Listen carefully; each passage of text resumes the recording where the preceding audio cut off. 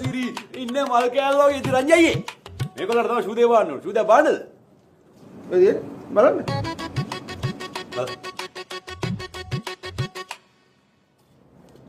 අයියා මාත්‍රානේ.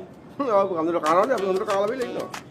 මේ දෙක නම් හරියයි හැබැයි මේක කුඩයි නේ මට. ටිකක් ලොකු එකක් නැත්නම් නෑනේ. රංජි අයියා මේක ලොකු සයිස් මොනවද තියෙන්නේ?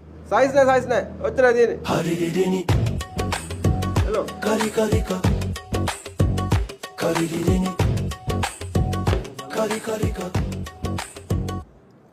මේකේ සයිස් එක නම් හරි. හැබැයි නිල් පාට එච්චර හරියන්නේ නෑ නේ අයි. රංජි අයියා මේකේ පාට මොනවද තියෙන්නේ? පාට නෑ. පාට තමයි තියෙන්නේ. මේක නම් හැබැයි හරි වගේ නේ අයි. ඔක්කොම හරි. රංජි අයියා මේක කොල්ලන්ට සෙට්.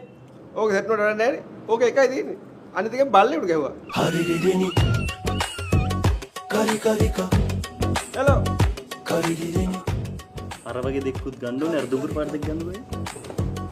මේ දෙක නම් හරි. මේ දෙක කීයක් වෙයිද දන්නේ නෑනේ. රංජි අයියා මේක කොල්ලන්ට සෙට්. කීයද මේක? ඕක 12000යි. රංජි අයියා එම කරන්න එපා. අපි ඉතින් බුදු පිට්ටගෙන මේ අදයි අඳුරන මිනිස්සු නෙවෙයි රංජි අයියා මල් කෑල්ල වගේ අඩු කරලා දෙන්න. හරි. 6000ට දෙන්න. එල්ලා කිරි ජෝඩුවමයි දාලා ගොඩනේ ගොල්ලෝ. ජෝඩු නෙමෙයි එකක් 6000යි. අනික ඒකත් 6000යි.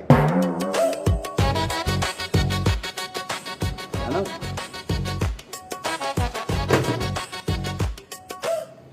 එන රංජි අයියේ පළයේදී.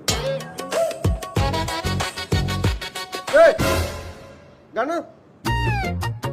පළයන්නේ.